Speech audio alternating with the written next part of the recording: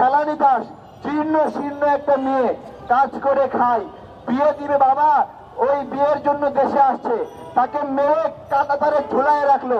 সেও কি Indian BSF কে প্রতিরোধ করতে গিয়েছিল? শুরুতে যখন নতুন সূর্য ওঠে তখন মনে হচ্ছিল এই সরকার মনে হয় ভারত বিরোধী একটা সরকার। ভারত বিরোধী না হলেও ভারতের যে শত্রুতা এগুলোর বিষয়ে যথাযথ ব্যবস্থা নেওয়ার মতো একটা সরকার। কিন্তু ধীরে ধীরে তাদের ভারতের প্রতি নমনীয়তা আমরা খেয়াল করছি। আমরা জিজ্ঞাসা করছি, এই নমনীয়তাটা আপনারা কেন করছেন, কি স্বার্থে করছেন? এই এপ্রিল মাসে 4 জন বাংলাদেশি নাগরিককে ইন্ডিয়ান বিএসএফ হত্যা করেছে, যার মধ্যে শুধুমাত্র ঝিনাইদহে 2 জনকে হত্যা করা হয়েছে। প্রিয় গণমাধ্যমের ভাইয়েরা, আপনাদের মাধ্যমে এই পররাষ্ট্র মন্ত্রণালয়কে প্রশ্ন করছি, গতকালকে ঝিনাইদহ মহেশপুর সীমান্তে যে বাংলাদেশি নাগরিককে হত্যা করা হলো, পররাষ্ট্র মন্ত্রণালয়ের পক্ষ থেকে কোন প্রকার নিন্দা বিবৃতি জ্ঞাপন করা হয়েছে কিনা? আপনারা কি পেয়েছেন?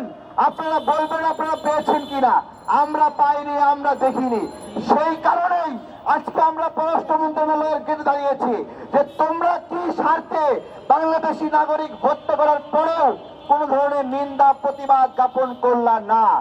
আমরা শুধু তাই নয়, আমাদের স্বরাষ্ট্র মন্ত্রণালয়, এর আগে একজন স্বরাষ্ট্র উপদেষ্টা ছিলেন, এখন আরেকজন আছেন, এখন 2 জনই বলেছিলেন যে এখন আর ভারতকে পিঠ দেখায় চলবেন না, আমার বিজিবি পিঠ দেখায় চলবে না। আমার কথা হলো, এই এপ্রিল মাসে 4 জন নাগরিককে হত্যা করা হলো, তোমরা পিঠ দেখিয়েছো নাকি মুখ দেখিয়েছো? প্রশ্ন করছি। সুন্দর সুন্দর কথা বলে মানুষকে মোহিত রাখে, মানুষকে মোহগ্রস্ত রাখে, এসব সুন্দর কথা আপনারা বলছেন, কিন্তু মানুষকে তো মরতে হচ্ছে। মানুষকে মরতে হচ্ছে না।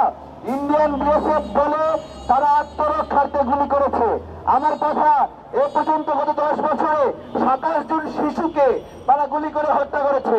এই শিশুগুলো, এই যে স্বর্ণদাস, সেও কি ইন্ডিয়ান বিএসএফ কে প্রতিরোধ করতে গিয়েছিল, যে কারণে তাকে হত্যা করা হলো?